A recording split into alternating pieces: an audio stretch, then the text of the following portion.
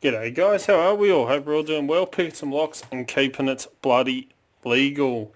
And Happy New Year to everyone. Hope you're all having a bloody fantastic 2020. Geez, saying 2020 makes you feel old, doesn't it? Makes you feel very friggin' old indeed. And today, as promised, as difficult as it's going to be, I'm going to be bringing you a review, so maybe a bit of a long video this one, of the new design according to the eBay thing, the Defu key duplicating machine, which isn't in here anymore. I've went out, spent a little bit of money and got a couple other bits to go with it, and I've got it all set up in a brand new layout kind of thing, which I will take you through. But before I get stuck into that, I did promise you I'd let you know how I went with the appointment with the fracture clinic, the specialists there. So they cut my old cast off, ended up putting a new one on. Didn't get the bloody news I was hoping for. At the moment, it's looking like I'll be in the cast until the 16th of Feb, which kind of set me back quite a bit. But they took the cast off and the doctor did a few tests which absolutely freaking killed. And I'll put photos up here somewhere of the bruising that is all under here. So it turns out I got to go for an MRI on the 7th of January. Then I have an appointment with them on the 14th again after I get the MRI done just to check.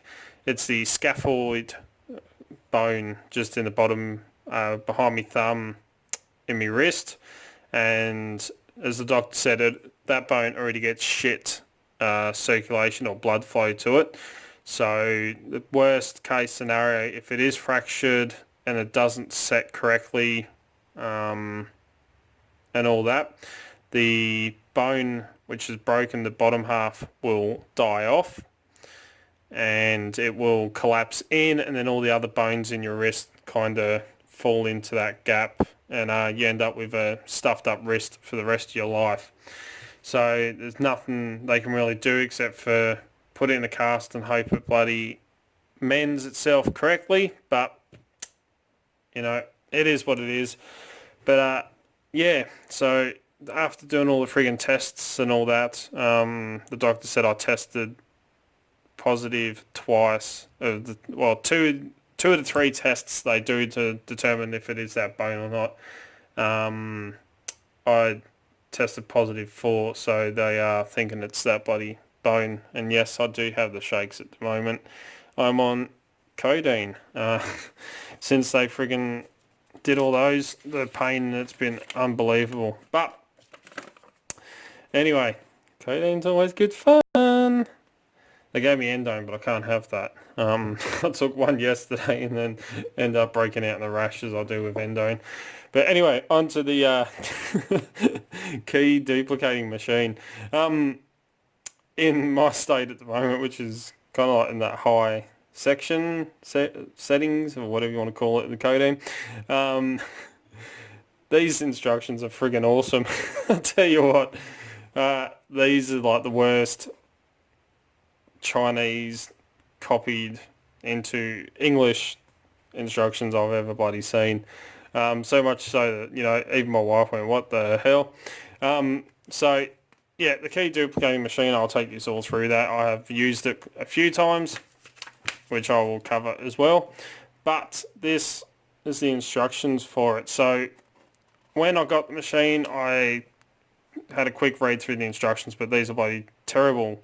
For instance, the RH2 handshaking and electromotive combination type key duplicating machine, you can already tell it's going to be bad. We could use the hand organisation when have a power failure, so, you know, English speak good not. Like the slip party should refuel frequently. Okay. Yeah, it's just, oh, these are just terrible. I'll have a laugh every time I do it. Pretty much the diagrams are quite good, but that's about it. Where was the funniest one? Where was it?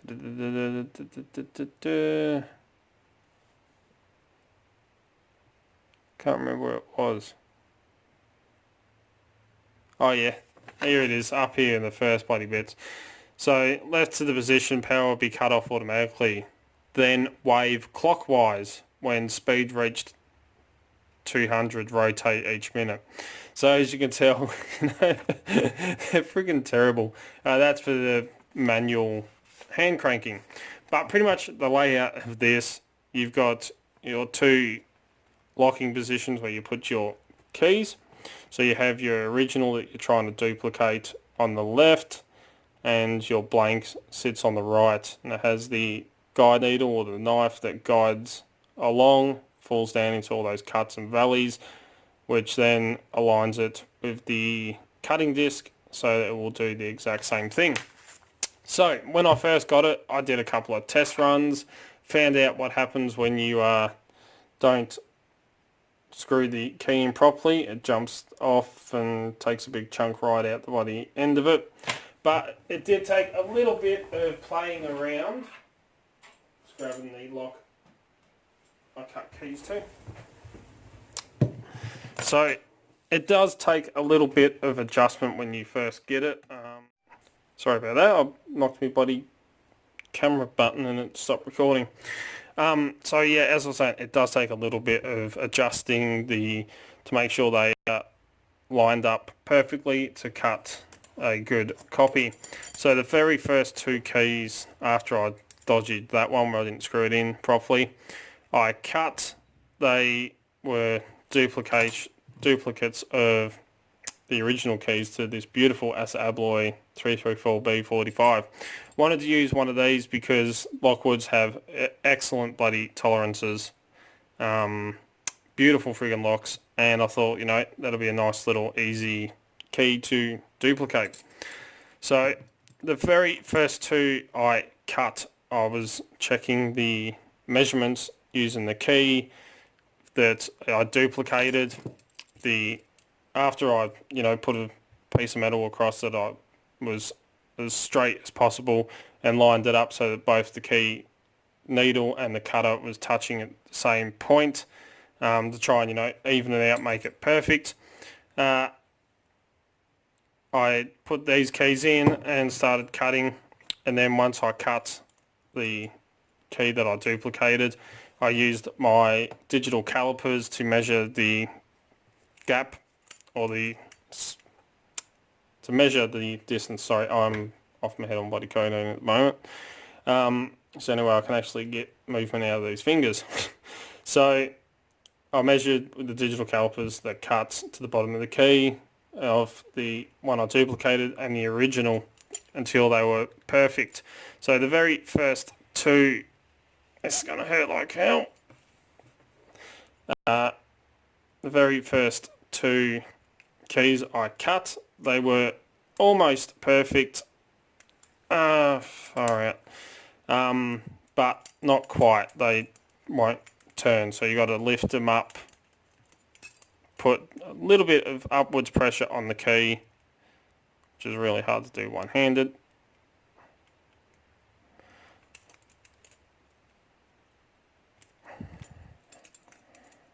Alright, screw it.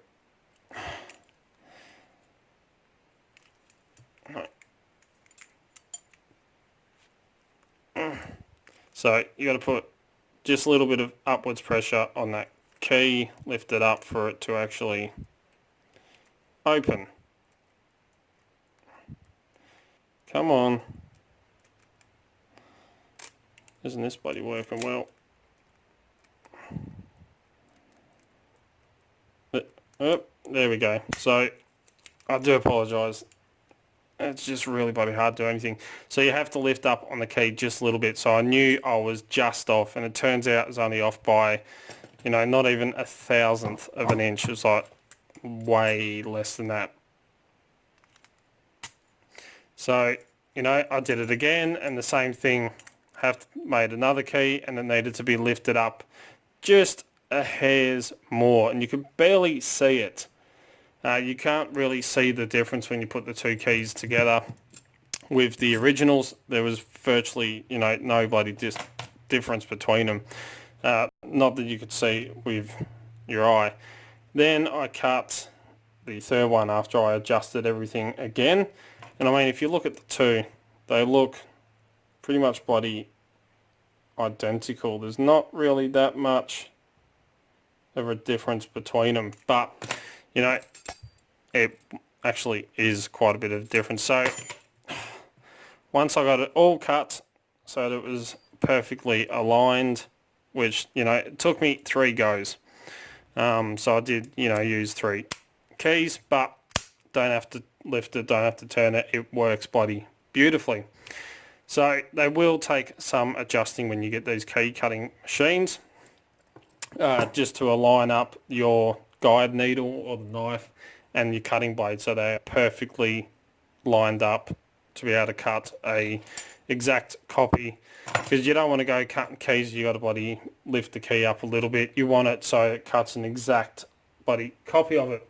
So it did take a little bit of playing around with, but 3 keys, well, I wasted 3 keys. The 4th one works perfectly. So, and I've tried it on a couple of other different locks as well. I've cut keys for as well now. I won't show you the full key. I actually cut a copy of the key I cast from my sister's place. For my sister's place, I should say. And where is it? That one, I believe it's this lock here. One of the locks that SE Lock and Key sent me, since I had some Schlage key blanks, I cut a copy of this just to test as well. So I cut a copy of that, if I can get bloody key to go in, and she does work beautifully as well. It's just really hard to try and bloody do shit one-handed. So it works once you get it all aligned and working perfectly straight. She works really bloody well. So that's enough gas bagging. We'll head out to the, I just whacked my thumb, head out to the workshop, and I'll show you the new layout. We'll cut another key so I can show you how it works, and then we'll come back in here and I'll give you my full-on yes or no thing for it. But yeah, let's head out there and see what happens. Who knows? Okay, so as you can see, I've changed a few things to the key cutter. I've set it up in a way that I can actually take it around with me, and it's portable with everything I pretty much need to be able to duplicate a key. So what I did was I fixed the key cutter so it's stuck in, it's not going to move. I've screwed it down into a wooden board that I had laying around. I did the same thing to a little benchtop grinder that I bought for 40 bucks.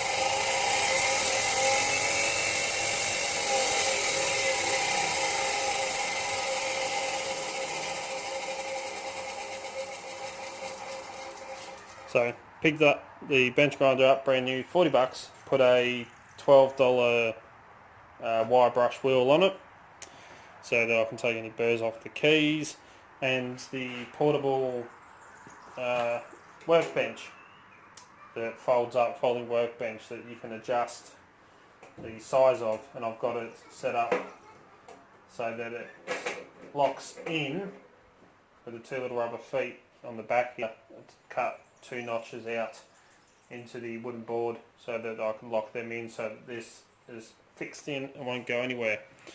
So as you can see, that all comes apart. The top comes off, so you can open this, take this off, slide it in the back of the car, fold the table up, put that in there, we're good to go.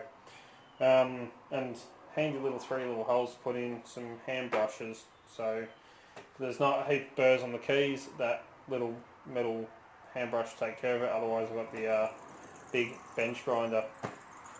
But I also put a light bulb on the key duplicator so I can see what the hell I'm doing.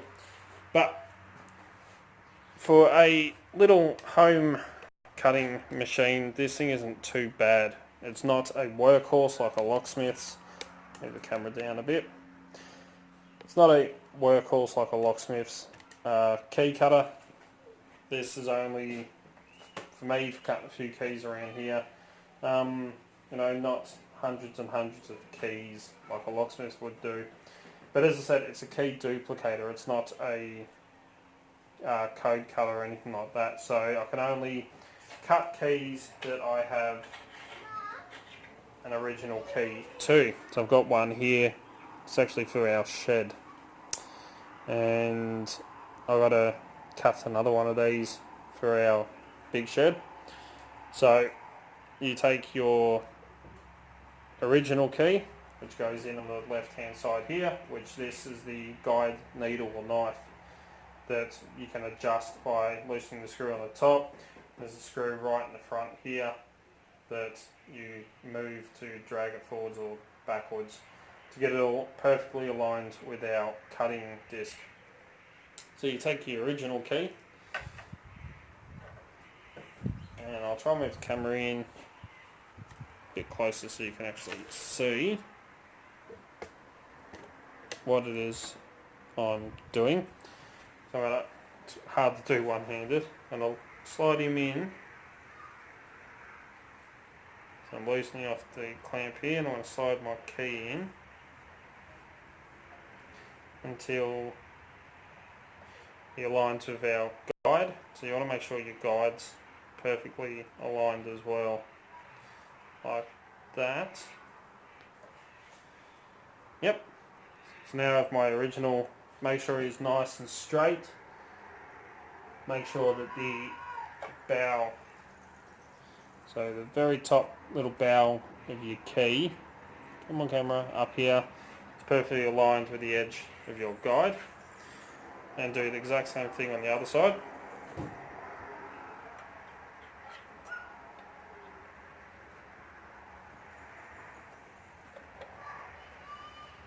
Make sure he's perfectly aligned, which they look good. Then make sure they are clamped down. So as I said, this is a key duplicator, and this is one of the easiest bloody ones you can do or use. Do have the manual hand crank. So if you want to use, if you don't have any power, you can still cut by sliding the handle in. Come on. Like that.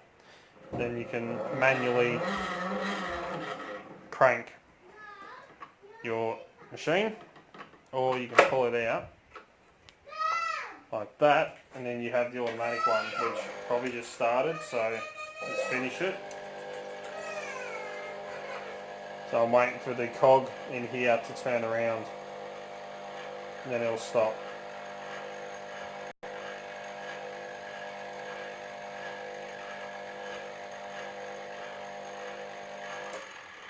Like that. She's as quiet as a kitten. So let's move the camera back in again.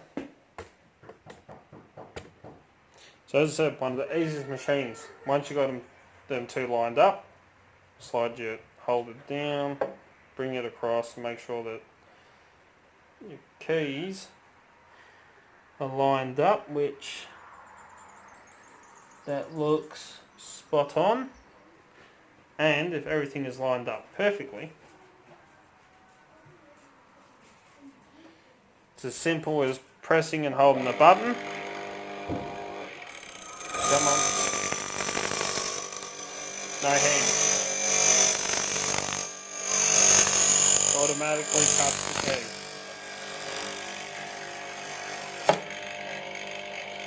Look at that, no hands needed. It'll go until it's finished. And there we should have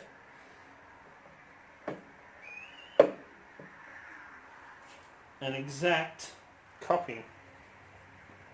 So let's take out our copy one. Let's have a look. Not many burrs on it, but let's give it a quick little.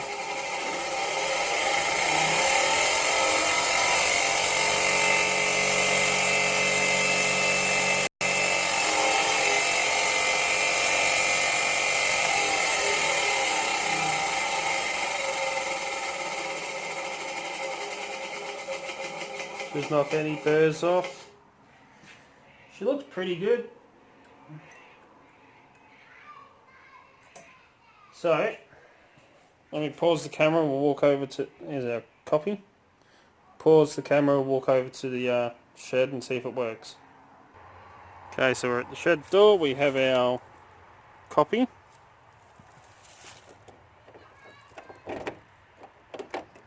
Look at that.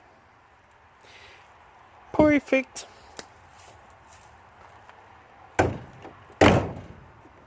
Tell that is locked. Look at that. Smooth. It's actually, that's actually smoother than the keys that we got cut for it. Come on.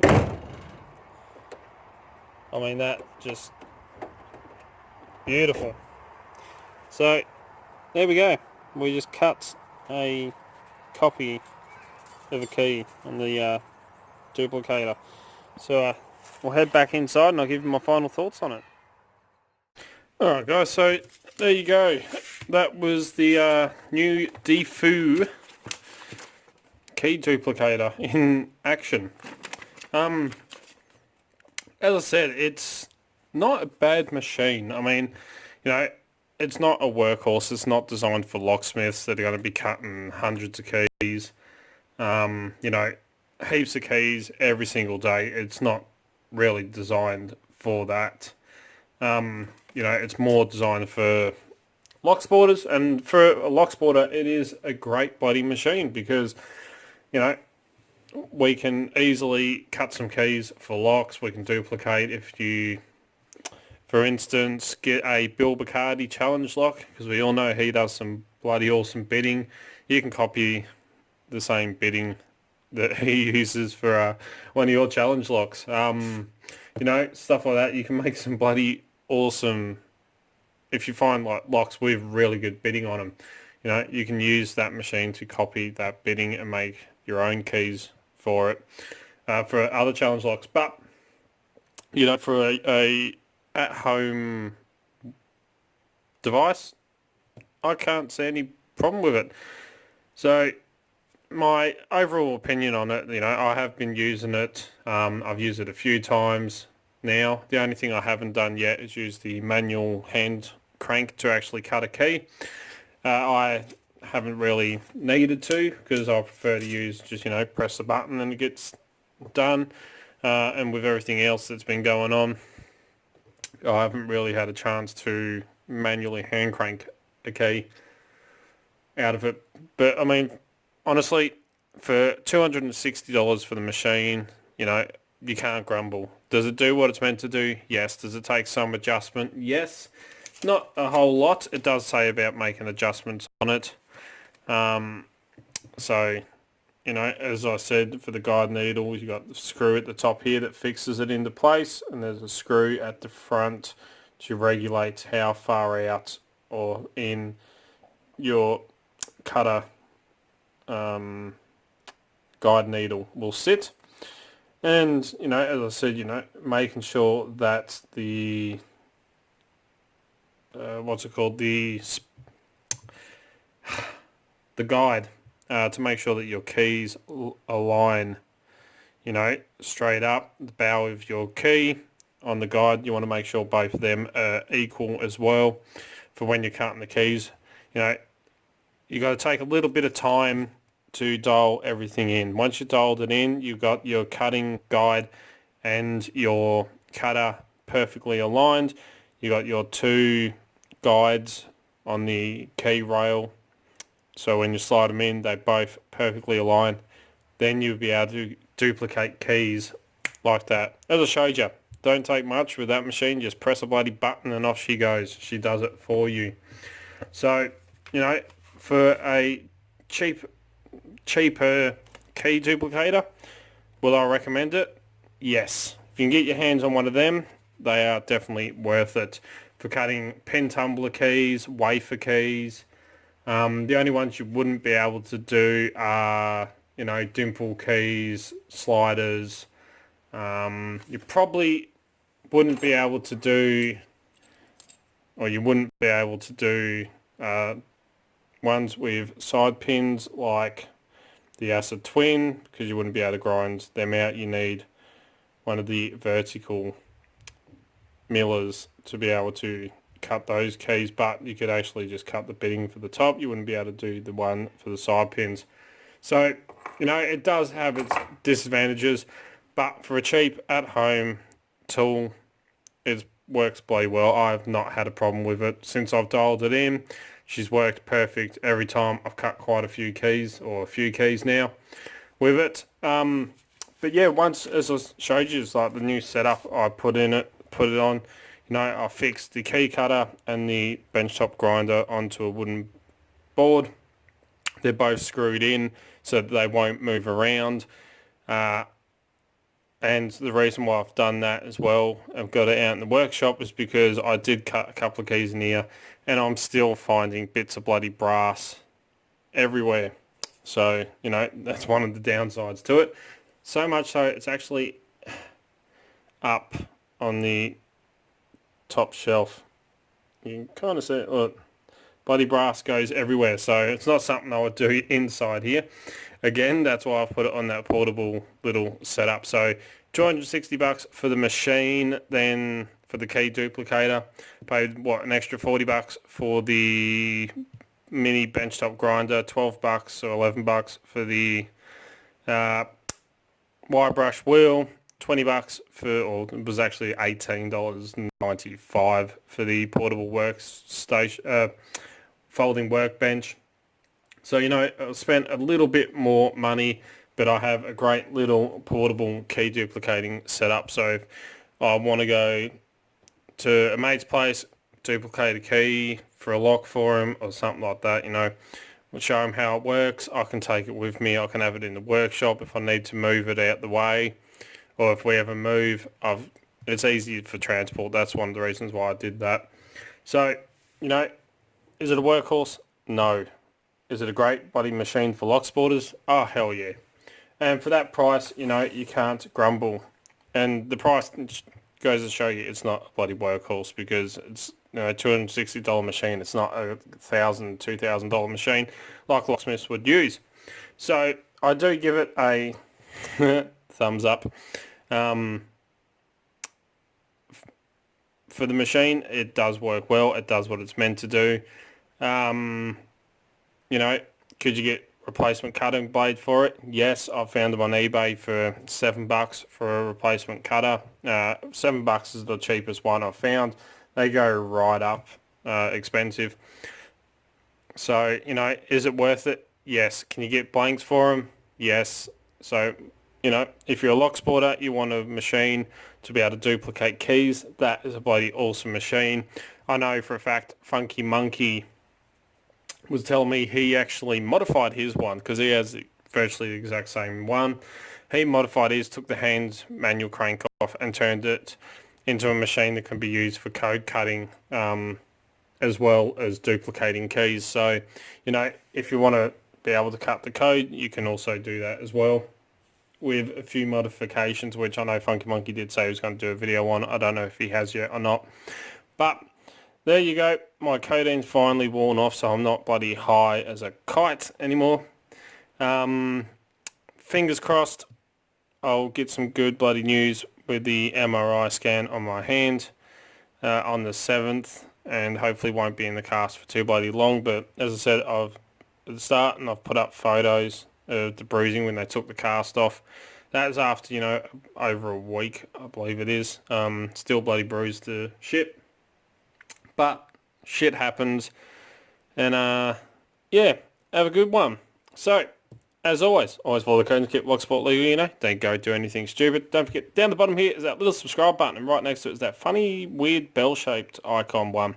And the way YouTube runs their stuff now, you got to hit both of them, that way you can stay up to date. As soon as I upload a video, you'll be one of the first to know. You know, to upload 2 to 3 to 4 videos per week, depending on, excuse me, work and everything else that I've got going on. Don't forget to come and join us on Discord, Extraordinary League of Pickers. The link's in the bloody description, so click on that link and come and join us. You will not be disappointed. Don't forget you also find Dark Arts Lock Picking on Instagram, Facebook and Twitter, where I'll put up post photos of what's going on in the background, all the fun stuff that happens around here pretty much. If you're looking for great equipment at very affordable and competitive prices, don't forget to check out locksmithstoolbox.com. They're an awesome Australian company, and as you know, that's where I get most of my lockpicking equipment from. If you want to get in contact with me, you can contact me through any of the social medias, Discord, or send us an email at darkartslockpicking@gmail.com, and I will get back to you. If you like what you see, please give a bloody thumbs up. Really do appreciate it big time. Remember to keep it bloody legal, and until next time, cheers, guys, and stick a pick in it. Or get yourself a key duplicator and duplicate some keys.